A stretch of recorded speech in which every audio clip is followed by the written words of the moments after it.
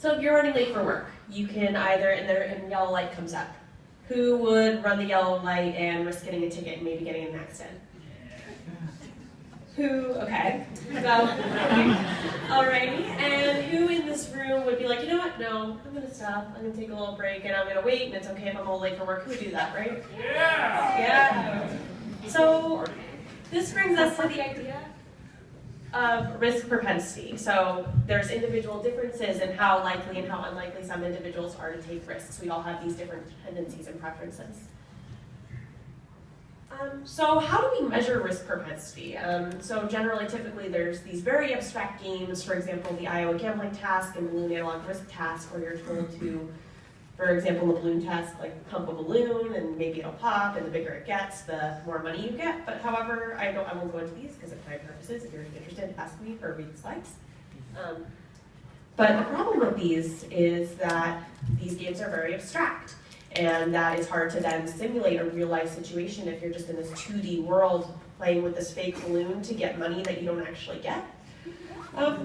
Yeah, right? So our goal here is to create an engaging VR environment game where we can measure risk propensity, where we actually transport an individual to a more real-life situation.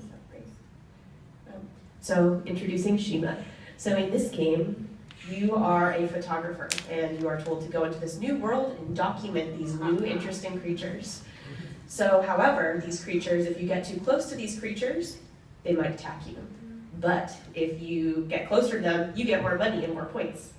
So there's a variety of different species. Some of them are easier to capture photos. Some of them are more rare, and you get more money for them. So you get a little Pokedex right there, which gives you information, so you can scroll through it and see what the risk is.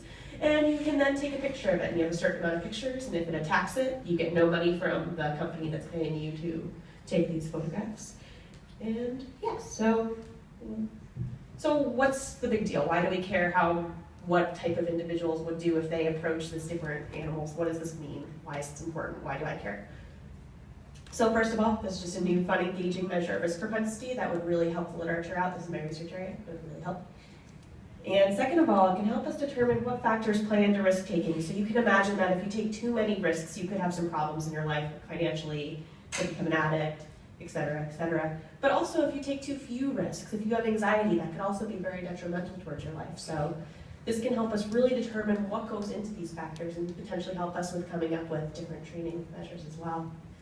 One more, and yes, and again, it'll have insight into clinical populations, which would be really useful for not only researchers, but clinicians as well. So this is our team. We're from Cosmic Whale, UCI, and the New School. Thank you very much.